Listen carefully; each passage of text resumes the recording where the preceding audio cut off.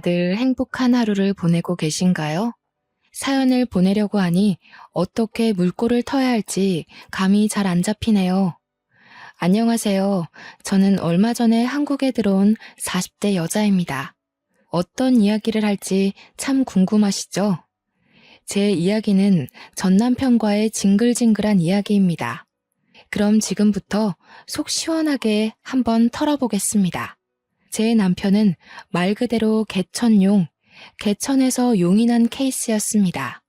술독에 빠져서 늘 정신을 못 차리고 술주정을 부리는 시모에 노름판에 빠져서 돈을 벌기는커녕 빚만 늘리는 시부, 거기다가 어릴 때 사고를 쳐서 애까지 하나 달고 있는 시동생까지 개차반 가족이었습니다. 그중 유일하게 정상으로 보이는 게 제 남편이었죠. 그런 가정 환경을 가진 남자와 결혼을 했다고 하니 주위에서는 모두 저에게 이혼을 하라고 했습니다. 저보고 불쌍하기는커녕 오히려 멍청이라고 부르더라고요. 사실은 몰랐습니다. 남편의 집이 그런 개차반인지 상상도 못했어요. 남편은 저에게 고아라고 했고 고아원에서 자랐다고 했습니다. 그래서 우리 집에서는 오히려 쌍수를 들고 환영을 했죠. 귀한 딸 시집살이 시킬 시댁이 없다고 하니 얼마나 좋았겠어요. 남편은 저를 속이려고 속였던 게 아니라고 했습니다. 실제로 고아원에 어릴 때 맡겨서 성인이 되어 고아원에서 쫓겨날 때까지 수모를 참으며 살았다고 했습니다. 공부를 제대로 시켜주지 않아서 혼자 친구들이 버린 문제집을 주워다가 지우개로 박박 지워가며 공부를 했다고 했어요. 그래서 제 남편은 변호사가 되었고 저보다 저희 아버지를 먼저 알게 되었습니다. 저희 아버지는 국내에서 내노라 하는 불굴의 탑 10대 변호사 사무실 안에 들어가는 법무법인의 대표였습니다. 아버지께서는 판사로 임용이 되어 법원에 오래 자리를 잡고 계시다가 판사직을 내려놓고 변호사가 되셨죠. 운 좋게 굵직한 사건들을 맡아 해결을 하신 이후 사무실은 점점 커졌고 지금은 모든 분야에서 탑이라고 일컫는 법무법인을 운영하십니다. 아버지께서는 정치계 쪽에도 기업인들 사이에서도 인기가 많은 변호사였습니다. 그런 아버지의 눈에 제 남편이 어떻게 눈에 들어왔는지 궁금하시죠? 우리 남편은 아주 뚝심 있는 국선 변호사였습니다. 아주 진창으로, 나락으로, 가난한 사람들을 대변하는 그런 변호사였어요. 뚝심이 어찌나 강한지 주위에서 아무리 흔들어도 꿈쩍없는 사람이었습니다. 아버지께서는 그런 제 남편을 너무나도 마음에 들어 하셨고 하루라도 빨리 본인의 사무실로 스카우트하고 싶어 하셨습니다. 몇 번의 제의를 했지만 그때마다 거절을 당하셨다고 했어요. 남편은 가난한 사람들을 도와주고 싶다고 커다란 회사에 들어가 굵직한 사건만 맡으면 소외된 사람들은 누가 변호해주냐고 했다고 하더라고요. 그러면 그럴수록 우리 아버지의 마음에는 가득히 제 남편이 담겼다고 했습니다. 그날은 어머니의 심부름으로 아버지께 물건을 가져다 드리러 사무실에 방문한 날이었는데 그날도 아버지께서는 제 남편을 회유하러 부르셨어요. 남편은 거절을 하고 나오고 저는 아버지의 사무실로 들어가는 순간 마주쳤습니다. 저는 남편에게 정말 한눈에 반하고 말았습니다. 아버지의 사무실에서 멀끔하게 나오는 그 모습에 두 눈을 빼앗기고 말았습니다. 저는 아버지께 당장 달려가 저 사람은 누구냐고 물어보았죠. 아버지께서는 아주 뚝심이 있는 남자라면서 저에게 모든 이야기를 해주셨어요. 스카우트하고 싶은데 죽어도 넘어오지 않는 사람이라면서요. 저는 그날 하루 본 제 남편의 얼굴이 잊혀지지 않아서 시름시름 앓았습니다. 이게 바로 상사병이라는 걸까요? 정말 딱 한 번만 더 봤으면 좋겠다 하는 생각이 머릿속에서 지워지지 않았습니다. 결국 전 용기를 내었어요. 수소문을 해서 남편이 일하는 국선 변호사 사무실을 찾아갔습니다. 무슨 일로 오셨습니까? 저에게 묻는 남편에게 저는 그저 아무 말도 하지 못했습니다. 제가 무슨 사정이 있나 보다 하고 잠자코 저를 기다려 주었는데 그 모습도 너무 강단 있어 보이고 멋있더라고요. 저는 솔직하게 이야기했습니다. 제가 누구 딸인지 말이죠. 그러자 저한테 사무실까지 따님이 찾아올 거라 생각도 못했다면서 이미 제안은 거절했다고 했습니다. 저한테 그게 무슨 상관일까요? 아버지 회사랑은 관계없이 찾아온 거여서 저는 당당하게 데이트 신청을 했습니다. 그러자 얼굴이 새빨갛게 변하면서 말을 잇지 못하시더라고요. 저는 그 뒤로 매일같이 국선 변호사 사무실을 출입했습니다. 도시락을 싸들고 가기도 하고 직원분들의 커피를 바리바리 싸들고 방문을 하기도 했죠. 처음에는 부담된다며 거절하더니 제가 들은 척도 안 하고 계속 방문하자 포기한 듯 싶었습니다. 직원들은 오히려 제가 가져올 간식거리들을 기다리는 듯 했어요. 그렇게 3개월을 내리 출석했더니 저에게 이야기 좀 하자고 하더라고요. 저는 드디어 저에게 기회가 온 것이라고 생각했습니다.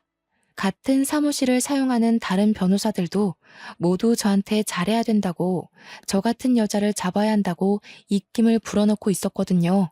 솔직히 우리 어머니께서 아버지에게 얼마나 지극정성인지 크고 잘하면서 배웠기 때문에 저도 내조만큼은 정말 잘할 수 있었어요. 든든한 처가의 뒷배까지 생기는 건데 당연히 저를 잡아야 하는 거 아니겠어요? 그런데 제 남편은 저를 불러내어 아주 음울한 이야기들을 쏟아내었습니다. 나는 고아예요. 우리 부모는 나를 버려두고 방치했고 결국 고아원에 가게 되었습니다. 지긋지긋한 사람들이었어요. 당신은 항상 행복하고 예쁜 것만 보고 자랐을 거 아닙니까? 나는 그런 당신이 너무 부담스럽습니다. 저에게 솔직하게 이야기한다면서 제가 부담스럽다고 하는데 눈물이 왈칵 터지더라고요. 그러더니 뒤돌아서 사무실에 들어가 버리더라고요. 저는 이대로 제 사랑을 접어야 하나 했습니다. 처음에는 너무 가슴이 아파서 숨을 쉴 수조차 없었어요. 하루가 가고 이틀이 가자 배가 고프고 의욕이 생기더라고요. 10번 찍어서 안 넘어가는 나무가 없다고 하잖아요. 딱 3일째 되는 날부터 다시 남편의 사무실에 얼굴 도장을 찍기 시작했습니다. 그리고 남편이 저를 쫓아내려고 하는 순간 정면 돌파를 했어요. 제가 부담스럽다고 했지만 저를 싫어하는 건 아니잖아요. 남편은 허를 찔린 듯한 얼굴을 했고 저는 이 남자의 진심을 엿볼 수 있었습니다. 이 사람은 정말 나와 자신의 집안 차이나 살아온 모든 것이 맞지 않는다고 느꼈을지언정 저를 좋아하고 있다는 건 확실하다고요. 그래서 저는 더 이상 뒤로 미루지 않았습니다. 이 사람을 끝까지 쫓아다니기로 마음을 먹었죠. 그래서 8개월이 지났을 때 이 사람은 저에게 항복을 했습니다. 제 마음을 받아주기로 했어요. 저는 정말 행복해서 날아갈 것 같았고 남편은 저의 아버지 회사로 스카웃 제의까지 받아들이게 됐습니다. 우리 아버지는 저에게 정말 복덩이라고 하셨어요. 우직한 남편이 아버지의 사무실에 입성하자 아버지는 정말 평생 소원 다 이뤘다는 말을 하셨죠. 저는 이때다 싶어서 남편과 연애 중이라는 사실을 밝혔고 아버지는 아주 놀라워하시면서도 축하를 해주셨어요. 우리 남편이 고아라는 사실을 저희 부모님께서 쌍수 들고 환영했다고 하셨잖아요. 아버지께서는 당장 결혼이라도 하라며 저희를 응원해 주셨습니다. 그래서 저희는 결혼을 준비했어요. 남편이 국선 변호사로 일하면서 모아둔 돈이 별로 없었기에 저희 아버지께서 통 크게 사무실 근처에 아파트를 하나 사주셨고요. 어머니께서는 혼수를 채워주셨습니다. 남편은 너무 면목 없다며 늘 우리 집에 와서 죄인처럼 굴었지만 부모님께서는 남편에게 당당하게 굴으라고 하셨습니다. 어디 가서 절대 뒤처지지 않는 땡땡 법무법인의 변호사라고 기죽지 말라고 하셨어요. 그렇게 저희는 행복한 웨딩 촬영도 하고 신혼집을 꾸미며 결혼식 날만 기다리고 있었습니다. 그런데 사건은 결혼식 당일에 터졌어요. 남편이 고아라고 했기 때문에 우리 가족 모두 그런 줄 알고 있었고 혼주석 또한 비워뒀었거든요. 그런데 결혼식이 시작되기 30분 전에 식장이 조금 소란스러워지더니 혼주석에 떡하니 웬 아줌마 아저씨가 앉아있는 거예요. 저는 신부 대기실에서 소식을 듣고 너무나도 황당해했고 남편은 신부 대기실에 찾아오지도 않았습니다. 저는 이게 어찌된 일인가 싶어서 인사를 드리고 있는 부모님을 황급히 호출했어요. 그러자 어머니께서 제게 오셔서 너무 황당하다며 이야기를 해주시는 겁니다. 글쎄, 이서방의 부모가 맞다네. 분명 고아라고 했었는데 그게 고아원에 버려두고 성인이 될 때까지 찾아오지 않았었나 봐. 그러다가 변호사 되고 돈 잘 번다는 이야기를 어디서 주워 듣고는 수소문해서 오늘에서야 나타난 거라대. 경사스러운 날에 이게 무슨 날벼락이니? 어머니는 정말 걱정스러운 얼굴로 저를 쳐다보면서 말씀하셨어요. 저도 갑자기 하늘이 노랗게 변하는 것 같았습니다. 결혼식이 시작하는 소리가 들리고 진행 요원이 신부 대기실에 와서 입장을 준비하라고 했어요. 이제 와서 도망치기엔 너무 늦었다는 소리였죠. 일단 부딪혀 본 적 없는 시댁 식구들이었기에 결혼식을 올리고 나서 생각해보자는 안일한 생각이 저를 지배했습니다. 남편도 꽤 당황한 듯한 눈치였어요. 힐끗 바라본 신랑 쪽 혼주석에는 한복을 어디서 대여했는지 조금 낡아 보이는 한복을 입고 앉아 계신 남편의 부모님과 시동생, 그리고 갓난 아기가 보였습니다. 저는 이를 꽉 깨물고 아버지의 손을 잡고 입장을 했고 성대한 결혼식을 올렸습니다. 결혼식이 끝나고 정신없이 인사를 드리고 난 뒤 정막이 찾아왔어요. 그때서야 제대로 시부모라는 사람들과 인사를 할 수 있었습니다. 앙큼하게 어디 알리지도 않고 결혼식을 올릴 생각을 했어? 이런 중요한 일에 우리를 찾아와 인사할 생각도 안 하고. 남편은 아무 말도 하지 않았습니다. 저는 너무 당황스러웠고요. 어디서 사는지도 모르는데 어떻게 가서 인사를 드리고 상견례를 진행합니까? 저희 부모님도 똥 밟았다는 얼굴을 하고 계셨습니다. 남편은 신혼여행이 급하니 인사는 다녀와서 드리겠다고 공손하게 대답한 뒤 저의 손을 잡았어요. 제가 너무나도 사랑했던 남편이기 때문에 믿고 신혼여행길로 올랐습니다. 신혼여행길에서 모든 이야기를 들을 수 있었어요. 고아원에서 지낼 때 고아원 원장이 은근슬쩍 친부모에 대해 이야기를 해준 적이 있었다고요. 공부를 잘하니 성인이 되면 한몫할 거라고 넌지시 던졌다고까지요. 친부모란 사람은 아이를 버린 것도 모자라 어린 시동생만 데리고 키우면서 남편에게 빌붙을 준비를 하고 있었던 거였어요. 결국에 변호사가 되고 고아원에 찾아가 수소문을 해서 얼마 전에 연락이 왔다고 했습니다. 남편은 결혼을 한다고만 이야기했고 결혼식까지 찾아온 건 시부모가 스스로 한 거라고요. 저는 그런 남편을 꼭 안아주었습니다. 저라면 친부모고 나발이고 고생할 때 지원은커녕 애를 버리기까지 했는데 그런 사람들이랑은 인연 자체를 끊을 것 같거든요. 그런데 남편은 그래도 낳아준 부모라면서 고아원에 맡겨지기 전까진 행복했던 기억들도 있다고 그 사람들과의 인연을 끊지 못했습니다. 그러면서 눈물을 흘리기 시작하는데 저는 안쓰러운 마음이 들면서도 왜 끝끝내 저에게 고아라고 말을 했는지 의문이 들었어요. 미리 언질이라도 해주었으면 결혼을 조금 미뤘을지도 모르죠. 아니면 제가 시부모를 찾아가서 이야기를 듣고 오해를 풀 시간이 충분했을지도 모르고요. 상견례 한 번 한 적 없는 시부모라는 사람이 결혼식 당일에서야 갑자기 나타나 행색만 겨우 맞추고 혼주석에 앉아 있었다고 생각해보세요. 미리 알았으면 한복이라도 제대로 해드렸을 텐데 우리 부모님이랑 얼마나 비교가 되었겠습니까? 소매가 다 낡아 빠진 한복에 누렇게 변해버린 와이셔츠에 어디서 빌렸는지 기장도 맞지 않은 정장을 입고 나타난 시부모. 우리 부모님 손님들이 얼마나 대단하신 분들인데 그걸 보고 다들 아무 소리 안 하고 넘어갈 수 있겠어요. 다들 우리 집에 대해 욕을 하느라 바빴겠죠. 부모님도 정말 당황하셨을 거예요. 저는 다른 것보다 그게 더 마음이 쓰이더라고요. 아무튼 남편은 저에게 앞으로는 못 볼 걸 보여주지 않겠다고 약속했지만 이미 남편의 표정에는 근심이 가득했어요. 부모님이 어떻게 지내실지 궁금했겠죠. 남편도 정말 20년 만에 만난 부부라며 안절부절 가만히 있질 못하더라고요. 신혼여행의 즐거움은 아주 잠깐이었습니다. 그렇게 서울로 돌아와 신혼집에 들어갔는데 시부모란 사람이 신혼집 구경은 언제 시켜주냐고 연락이 왔습니다. 남편은 집으로 초대를 해도 되겠냐고 물었고 솔직히 친부모인데 제가 거절할 수 없어서 알겠다고 했습니다. 부지런하게 집들이 음식을 만들고 시부모를 초대했습니다. 그 자리에는 당연히 어린 시동생과 갓난 아이까지 오게 되었고요. 집이 아주 궁전이네. 방이 2개만 더 있었어도 우리랑 둘째까지 같이 사는 건데. 저는 그 말에 입을 떡 벌렸죠. 신혼집인데 어떻게 시부모를 모시고 살겠어요? 거기다가 시동생까지요? 제가 남편의 옆구리를 쿡 찌르자 남편은 안 될 소리라고 하면서 지금은 어디 사시느냐 묻더라고요. 저는 그 말을 왜 붙이나 했어요.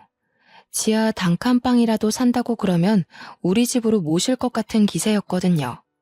남편은 분명 저에게 피해가는 일 없게 하겠다고 호언장담했는데 실제로 친부모를 보니까 그 다짐은 어디다 팔아먹은 건지 우유부단하게 굴었어요. 그러자 시동생이 불쑥 끼어들어서 말을 하더라고요. 우리 그냥 다 쓰러져가는 빌라에 옹기종기 모여 살지. 나야 뭐 애까지 있으니까 그렇다 쳐도 엄마 아빠는 여기 살아도 되지 않나 형? 방 남지 않어? 저기 있는 방. 저기는 우리 아이가 쓸 방이에요. 임신 계획이 있기 때문에 아이를 위해 비워뒀어요. 그럼 애 태어나기 전까지만 같이 살면 되잖아. 우리 엄마 애 잘 보는데. 아니, 애를 잘 봐서 고아원에다가 애를 맡기고 술독에 빠져 산답니까? 저는 남편을 째려봤어요. 그러자 남편이 시동생에게 그만하라며 여기 친정에서 해주신 신혼집이라고 하더라고요. 그래서 사돈 어른 댁은 뭐하는 집안인데 부자야? 제가 지금 다니는 변호사 사무실 대표님이세요. 어마마, 그럼 엄청나게 부자 아니야? 내가 고아원 가서 이야기 들으니까 너 엄청 좋은데 취직했다던데. 우리 며느리가 복덩이네, 복덩어리야. 우리도 그럼 집 한 채 해주나? 저희 집에서 왜 집을 해드려요? 저희 신혼집도 친정에서 해주신 거예요. 제가 정색을 하고 이야기하자 시부모도 시동생도 입을 꾹 다물었어요. 생긴 게 동글동글해서 사납게 굴 거라곤 생각 못 하셨나 보더라고요. 저는 재빨리 음식을 내왔고 음식이 모두 동나자 피곤하다는 핑계로 시댁 식구들을 내쫓았습니다. 남편은 시댁 식구들이 사라지고 나서야 저에게 미안하다고 사과를 했어요. 제가 당신 정말 좋아해서 쫓아다닌 건 맞지만 이런 상황까지 예상했던 건 아니에요. 앞으로 당신이 제대로 처신했으면 좋겠어요. 남편은 알겠다고 고개를 끄덕였어요. 처음의 바램처럼 제대로 된 바람막이가 되어주겠다고 약속했습니다. 하지만 뻔뻔하기 그지없는 시부모들은 저에게 아주 갖은 요구를 해댔습니다. 처음에는 아주 불쌍하게 이야기를 했어요. 당장 뜨끈한 쌀밥이 먹고 싶은데 돈이 없으니 10만 원만 보내달라고 하더라고요. 10만 원이 없어서 허덕이진 않았기 때문에 처음에는 그냥 보내드렸죠. 그런데 매주마다 요구를 하시는 거예요. 10만 원씩. 그러더니 시간이 좀 지나니 달마다 용돈을 달라고 하시더라고요. 50만 원. 매달 50만 원만 붙여주면 우리가 너네 살림에 절대 간섭 안 하마. 우리도 돈을 벌긴 벌고 있는데 손주까지 키우려니 살림이 워낙 빠듯해서 그래. 저한테 비굴하게 비는데 매몰차게 거절할 수가 없었어요. 그래서 매달 50만 원씩 남편이 주는 생활비에서 뚝 잘라 보내주기 시작했습니다. 한동안은 잠잠하던 시댁 식구들은 3개월쯤 지나자 본색을 드러냈어요. 지금 살고 있는 빌라가 너무 낡아서 난방도 제대로 안 되고 비도 샌다면서요. 저에게 집 수리를 좀 해줄 순 없냐고 하는 거예요. 저는 그 낡은 빌라를 고쳐봐야 얼마나 들겠나 싶어서 알겠다고 했어요.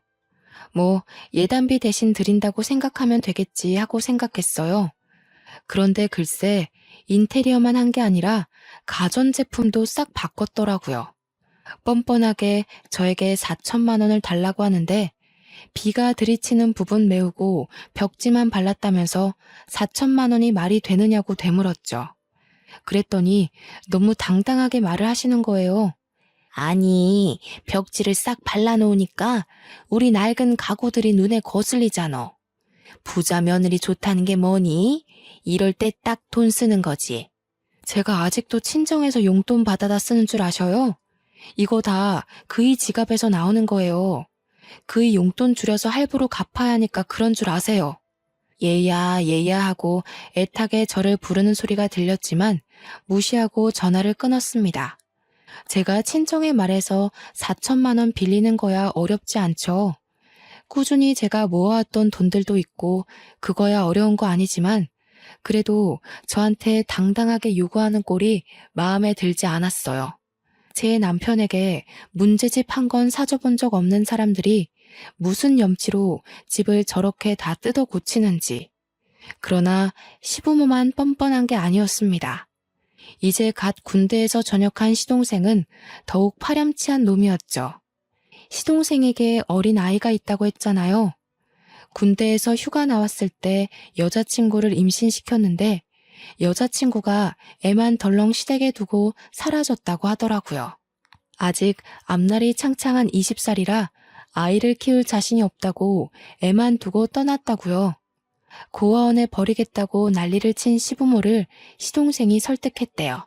그 이야기만 듣고 제정신이 박힌 사람이구나 싶었는데 아니더라고요. 군대 제대하고 나서부터 애는 뒷전이고 맨날 PC방에서 담배 피고 술집 가서 술 먹고 노느라 바빴대요.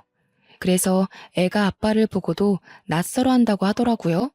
그런 시동생이 저한테 애를 데리고 다니는데 불편해서 그런다며 차를 사달라고 하더라고요. 그걸 왜 저한테 말하는지 이해가 되지 않아서 남편이랑 상의해보라고 했죠. 우리 형 아시잖아요. 고아원에서 힘들게 산 거. 그런데 어떻게 형한테 차까지 사달라고 해요? 그럼 얼굴 3번도 안 본 형수한테 차 사달라고 하는 건 되고요. 스스로 일해서 돈 벌어 사세요. 이야기 들어보니까 맨날 집에서 게임하고 술 먹는다고 하던데 애를 위해서 사는 게 맞아요? 시동생은 형수 너무하네. 있는 사람이 더하다던데 궁시렁거리면서 전화를 끊었습니다. 저는 화가 나서 남편이 퇴근하고 돌아오자마자 이야기를 했어요. 당신의 가족들이 나한테 자꾸 이것저것 요구하는 거 알고 있냐고 이야기를 하니 전혀 몰랐다고 하더라고요. 그러면서 저한테 용돈을 드리고 있는데 그걸로 부족한가? 하는 거예요. 제가 매달 50만 원씩 드리는 거 그거 남편한테 말한 적이 없었거든요. 놀래서 남편에게 50만 원 드리는 거 알고 있었냐고 하니까 뭔 소리냐고 되묻더라고요. 아니, 50만 원은 또 무슨 말이야? 내가 매달 100만 원씩 보내드리고 있는데 당신이 돈을 또 보내드리고 있었어? 저는 완전 뒤통수 맞은 기분이었어요. 매달 150만 원씩 저희 부부에게 갈취를 하고 있었던 거죠. 그것도 아주 교묘하게요. 그러면서 인테리어 해달라, 가전 바꾼다, 돈 뜯어가고 차까지 사달라고 했던 거예요. 저는 남편을 쥐잡듯이 잡았습니다. 얼마나 우습게 보였길래 이런 식으로 가족이라는 사람들이 뒤통수를 치냐고요. 그러자 남편이 저한테 버럭 화를 내더라고요. 아무리 그래도 자기 가족을 너무 우습게 보는 거 아니냐면서 저는 너무 어이가 없었습니다. 지금 사기 결혼 당한 기분을 맞게 하는 게 누군데 나한테 화를 내는지 속된 말로 남편까지 다 짜고 친 거 아닌가 하는 생각까지 들었어요. 그렇게 며칠 동안을 남편과 냉전 상태로 지냈습니다. 솔직히 저도 먼저 화해하고 싶은 생각이 전혀 들지 않았고 남편도 계속 고집을 부리고 있었습니다. 저에게 자기 가족을 사기꾼 취급한 걸 사과하라고 하더군요. 저는 끝까지 하지 않았어요. 고아원에 갖다 버린 부모 뭐가 그리 불쌍하고 안타까워서 저러는지 이해가 가질 않았습니다. 그 뒤로 남편과는 깊은 대화를 잘 하지 않게 되었어요. 남편은 무슨 일이 그리 바쁜지 아버지 회사 일을 혼자 도맡아서 하는지 야근하기 일쑤였고요. 하루 종일 저는 답답함과 싸워야만 했습니다. 오죽하면 정말 이혼까지 생각을 했을까요? 하지만 남편이 열심히 일할수록 우리 아버지의 사위 칭찬은 입이 마를 날이 없었습니다. 어딜 가나 자랑을 하고 다니시더라고요. 딸이 개차반 시댁에 시달리는 건 전혀 모르시고요. 하지만 아버지 어머니를 속상하게 하고 싶지 않아서 꾹 참았습니다. 어차피 제가 확 쏘아대면 별다른 요구를 하지 못하고 전화를 끊으셨거든요. 남편이 일에 중독된 지 몇 개월이 지나고 시동생에게 급하게 전화가 왔어요. 문제가 생겨서 아이를 두고 밖에 나가야 하는데 시부모도 집에 없다고 애 좀 봐줄 수 있냐고 묻더라고요. 이미 아이는 18개월 정도 된 상태였기 때문에 이유식도 따로 필요 없다. 밥이랑 김만 줘도 된다고 했어요. 급하다는데 오죽 맡길 사람이 없으면 저한테 이런 부탁을 할까 싶어서 알겠다고 했습니다. 시동생은 저희 집으로 찾아와서 아이를 맡기고 최대한 빨리 오겠다면서 사라졌어요. 저는 졸지에 난생 처음 애를 보게 되었습니다. 남자아이였는데 생각보다 너무 활발하더라고요. 정말 세상의 모든 어머니들, 할머니들, 그리고 보육교사들을 진심으로 존경하게 되었습니다. 고작 18개월인데 어찌나 빨빨거리면서 온 집안을 구석구석 뛰어다니던지 거기다가 체력이 엄청 좋은지 지치지를 않더라고요. 하루 종일 숨바꼭질에 술래잡기에 말도 제대로 못하는 아기와 뛰어놀았더니 진이 다 빠지더라고요. 남편은 밤 9시가 돼서야 퇴근을 했고 그때까지도 시동생이 나타나지 않아서 저는 거실에서 아이와 함께 잠이 들었습니다. 아무래도 하루 종일 뛰어논 탓인지 애는 뒤척이는 기색 없이 잠들었어요.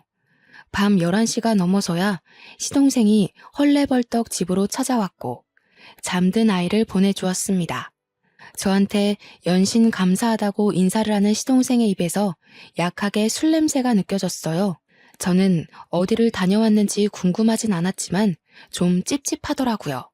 도련님 술 드셨어요? 애 안고 집까지 잘 가실 수 있어요? 설마 뭐 애 떨구겠습니까? 제가 차가 있었으면 안전하게 데리고 갔을 텐데. 술 드셨으면서 무슨 운전이에요.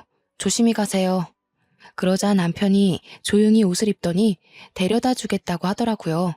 참나, 지 가족 생각은 아주 끊임없이 하는 것 같았습니다.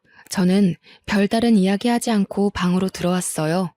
대충 40분쯤 지나니 남편이 다시 집으로 돌아오더라고요. 그러더니 저한테 시댁에 경차라도 한 대 사줘야 할까 하는 겁니다. 저는 펄쩍 뛰었어요. 지금 고정적으로 나가는 돈이 얼만데 경차까지 사주냐고 하니까 조카가 아기라서 차가 있어야 할 것 같다는 거예요. 저는 방금도 술 먹고 들어온 시동생에게 운전대를 내어줄 수 있냐고 다 같이 죽는 거 아니냐고 했습니다. 그러자 남편이 또 무슨 말을 그렇게 하냐고 저한테 화를 버럭 냈어요. 제가 알던 남편이 아닌 것 같았습니다. 우직하고 강인하고 누구보다 남을 배려하며 살았던 남편이었는데 약한 사람들을 위한 변호사가 될 거라고 했었는데 말이죠. 결국 남편은 중고차로 소형 세단을 시댁에 사주었어요. 경차를 사주겠다고 하더니 소형 세단을 사준 거 보고 저는 혀를 끌끌 찼습니다. 그렇게 차까지 사주고 나니 남편이 분명 용돈 남는 거 하나 없어야 하는데 이 남자 자꾸 어디서 돈을 쓰더라고요. 시댁에 소고기를 보내고 조카를 준답시고 몇십만 원짜리 장난감을 사주고 저는 아버지에게 슬쩍 남편의 연봉이 올랐냐고 물어봤는데 그건 아니라고 했어요. 원래도 잘 벌긴 했지만 그래도 저희가 매달 청약도 들고 적금도 있고 고정 생활비에 지출비도 있고 시댁에 150만 원씩 용돈도 드리고 하다 보니 남편이 유동적으로 쓸 수 있는 현금이 부족하긴 해야 하는데 이상하게 화수분처럼 돈을 꺼내더라고요. 슬슬 찜찜해지기 시작했죠. 그렇게 또 2달이 흐르고 시동생은 간간히 저희 집에 아이를 맡겼어요. 조카가 절 좋아한다는 말도 안 되는 이야기를 들이밀면서 애를 맡기더라고요. 처음에는 한두 번이니까 알겠다고 좋은 마음으로 아이를 봐주었는데 이게 시도 때도 없이 그러니까 저도 싫더라고요. 주말에 남편이랑 데이트라도 할라 치면 조카를 데려오질 않나. 평일에도 불쑥 찾아와서 1시간만 맡아주세요, 2시간만 맡아주세요 하는데 제가 무슨 보모라도 된 기분이었습니다. 그래서 하루는 집에 없는 척을 했어요. 배를 여러 번 누르고 문도 쾅쾅 두들기다가 집에 진짜 없나? 하면서 조용해지더라고요. 엘리베이터가 열렸다 닫히는 소리도 들려서 시동생이 갔나 싶어서 인터폰을 켜보니까 없더라고요. 그래서 잘됐다, 집에서 늘어지게 영화나 봐야지 하고 있는데 갑자기 조카의 울음소리가 들리는 거예요. 놀래서 현관문을 벌컥 열었습니다. 그러자 시동생은 어디로 사라지고 없고 현관문 앞에 조카만 덜렁 있었어요. 아직 2돌도 안 된 아기를 두고 사라진 거예요. 저는 놀래서 시동생에게 전화를 하려고 휴대폰을 열었는데 문자가 하나 와 있더라고요. 형수, 어디 갔어요? 문 앞에 애 두고 저 일 좀 보고 올게요. 집에 얼른 들어가서 애 좀 챙기세요. 저는 정말 너무너무 빡쳤습니다. 그래서 바로 아이를 데리고 집에 들어와 시동생에게 전화를 걸었습니다. 전화를 당연히 받지 않더라고요. 그 뒤로도 3번을 더 걸었는데 받지 않았어요. 결국 남편이 먼저 퇴근해서 돌아왔고 아이와 함께 저녁을 먹고 씻긴 뒤 남편에게 문자를 보여주었습니다. 남편은 문자를 보더니 놀래서 눈이 땡그레지더라고요. 그 순간 시동생이 현관문 벨을 누르더라고요. 남편이 문을 열어주었고 제가 바로 시동생의 뺨을 때렸습니다. 남편도 시동생도 무척 놀란 얼굴이었어요. 도련님, 아무리 상식이 없다고 해도 제정신이에요? 문자만 하나 덜렁 보내놓고 애를 문 앞에 두고 사라지면 어떡해요? 이 어린애가 계단이라도 굴렀으면 어쩔 뻔했어요. 아빠라는 사람이 이렇게 무책임해도 돼요? 제가 막 소리를 지르자 남편이 그제서야 시동생을 혼내기 시작했어요. 그러자 시동생이 입을 꾹 다물고 자고 있는 아이를 들쳐업고 가더라고요. 남편이 따라 나서는 걸 보면 집까지 데려다 주는 것 같았습니다. 저는 열을 식히느랴 샤워를 하고 나왔더니 남편이 와 있더라고요. 제가 뺨 때린 게 너무했냐고 물어보니 아니라고 잘했다고 하면서도 뭔가 할 말이 있어 보였어요. 할 말이 있으면 지금 하라고 했더니 저한테 조카 이야기를 하더라고요. 동생이 너무 어리기도 하고 조카는 엄마의 손길이 필요한 것 같아서 말이야. 내가 부모님이랑 이야기를 해봤는데 조카를 우리가 입양해서 키우는 게 어떨까? 저는 남편에게 바로 손에 집히는 휴지를 던졌습니다.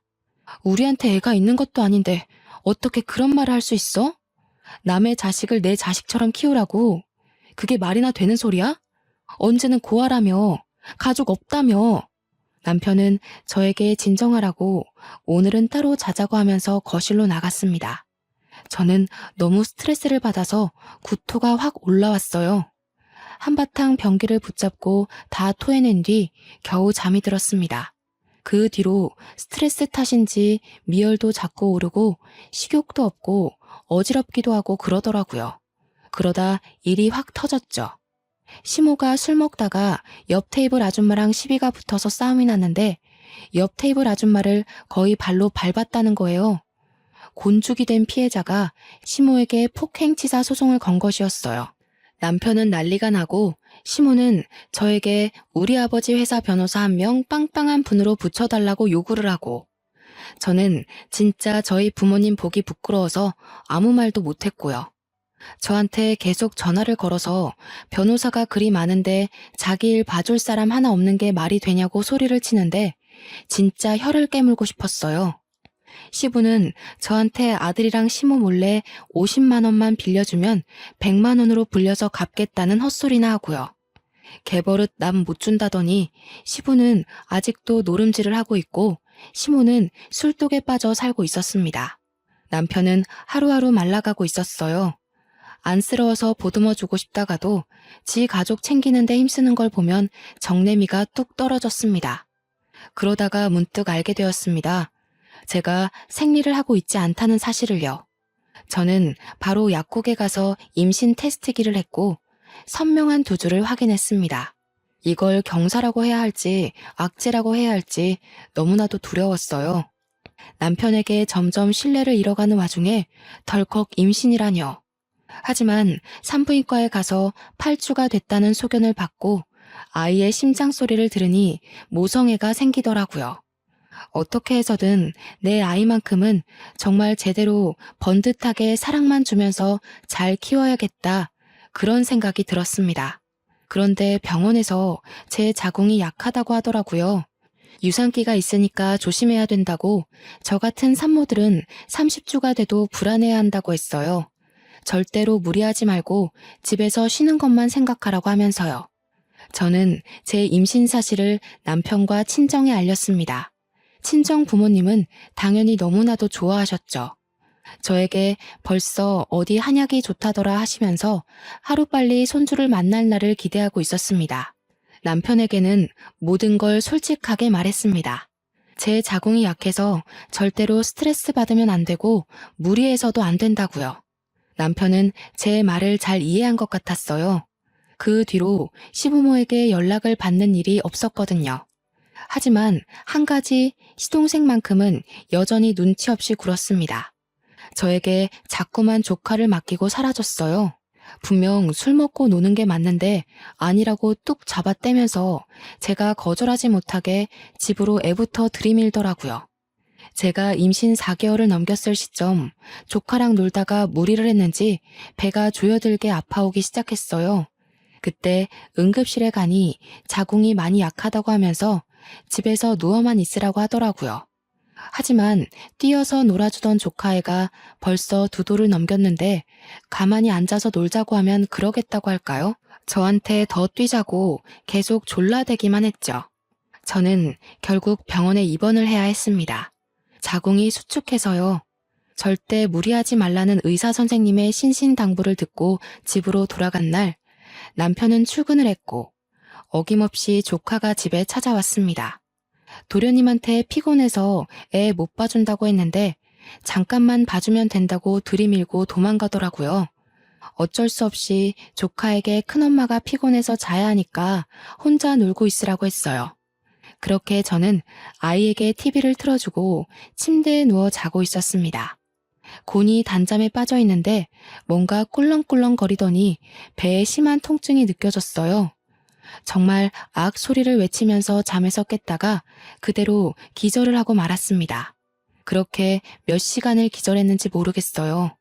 눈을 떠보니 병원 응급실이었고 남편은 사색이 되어 저를 보고 있었습니다. 순간 저는 느낌으로 알았어요. 제 아이가 유산이 되었다는 것을요. 조카가 제가 잠든 사이 제 배 위로 점프를 했고 그 충격으로 인해 아이가 유산이 된 것이었습니다. 침대에 기절해서 하혈하고 있던 걸 남편이 퇴근하고 나서야 발견을 해 응급실에 실려왔고 응급수술을 받았으나 더 이상 임신이 어렵다는 판정을 받았어요. 저는 그 이야기를 들으면서 또다시 기절을 할 것만 같았습니다. 충격에 하염없이 눈물만 흘렸고 제 옆을 지킨 부모님과 남편도 눈물만 흘리고 있었어요. 그런데 그때 시동생이 박수를 짝 치는 거예요. 형수, 더 이상 임신도 어렵다는데 조카를 입양해서 키우는 게 낫지 않겠어요? 나야 애 없는 게 편하고 형수는 애 키우고 싶잖아. 엄한 애 입양하는 것보다야 핏줄 입양해서 키우는 게 낫지. 이 미친놈이 뭐라고 하는 거야 지금? 지금 내가 누구 때문에 아이도 잃고 이렇게 됐는데. 당신 흥분했어. 시동생한테 미친놈이라니. 뭐가 어쩌고 어째? 멍청한 놈이 미친 소리 하니까 미친놈이라고 하지.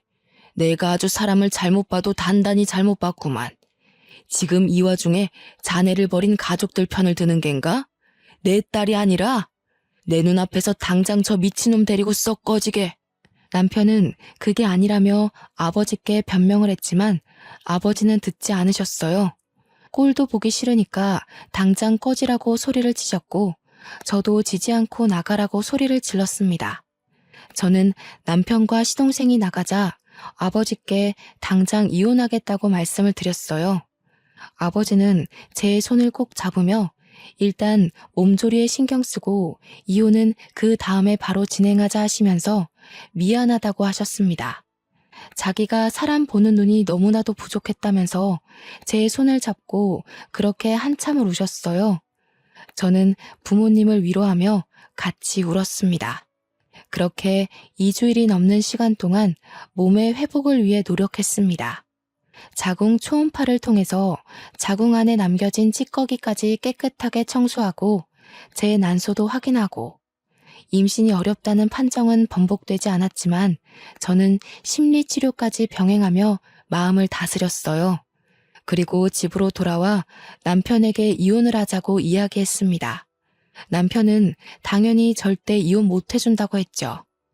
이혼을 못 해준다니 아쉽네. 그럼 소송으로 진행할게. 이 집은 부동산에 내놨으니까 하루라도 빨리 짐 빼는 게 좋을 거야. 명의가 내 건 거 알고 있지? 당신이 재산에 기여한 부분이 어느 부분인지 모르겠지만 그건 판결 나오는 대로 처리해 줄게. 남편은 제 손을 잡고 다시 생각해보라고 했지만 저는 뿌리쳤습니다. 2번 생각할 겨를이 없는 확신에 찬 이혼 소송이었어요. 아버지는 바로 사무실 최고의 변호인단을 꾸려 제 소송을 준비해 주셨습니다. 그런데 일이 생각보다 아주 쉽게 풀렸어요. 남편이 월급이 오른 것도 아닌데 시댁에 돈을 쏟아부었었잖아요. 그게 알고 보니 아버지 회사 각종 거래처에서 뒷돈을 다 받고 있었던 거예요. 거절된 의뢰들도 몰래 수임해서 수임료 챙기고 아버지 로펌 이름을 걸고 갑질을 하고 있었던 거죠. 접대도 받고 뒷돈도 받고. 근데 그게 거래처의 장부에서 발견이 되고 수천만 원을 받은 것이 들통이 났습니다. 아버지께서는 그 증거들을 모조리 파헤쳐서 이혼 소송과 별개로 횡령으로도 소송을 걸었어요. 남편은 구속 위기에 처하자 저를 찾아와 울고불고 빌면서 이혼 바로 해주겠다고 용서를 해달라고 했죠. 하지만 전 이미 1번 기회를 줬잖아요. 2번 주기 싫었습니다. 소송은 소송대로, 이혼은 이혼대로 진행이 되었고 아버지의 로펌 간판 덕분인지 일사천리로 진행이 되었습니다. 재산 분할할 것도 전혀 없었던 게 남편이 횡령으로 고소가 되었고 그 횡령한 돈을 시댁에 쏟아부은 정황도 발견되었기 때문이었죠. 벌금도 된통 맞은 것도 모자라 변호사 자격 정지까지 받았으니 쌤통이죠. 인과응보라고 하나요? 결국엔 다 자기 업보로 돌아오게 되어 있습니다. 자기들이 버린 첫째 아들은 결국 또 처가댁에서 버려졌고요. 변호사라는 타이틀에 들러붙었으나 지금은 자격정지 먹고 손가락만 쭉쭉 빨고 있고요. 저는 유산과 이혼이 모두 정리된 이후 해외에 나와서 물 맑고 공기 좋은 곳에서 몸을 회복했어요. 지금 스위스의 로잔이라는 도시에 온 지 2년이 넘었는데 참 한적하니 좋습니다. 늘 풍경은 다채롭고 제 마음의 감정을 잘 다스려주고 있습니다. 내일은 또 어떤 자연이 저를 감싸줄지 아주 기대가 돼요. 날이 점점 추워지고 있습니다. 감기 조심하시고 항상 행복하게 좋은 것만 보고 지내셨으면 좋겠어요. 저도 곧 한국에 들어갈 예정이라 또 다른 저의 여정이 기대가 되네요. 제 이야기 들어주셔서 감사합니다.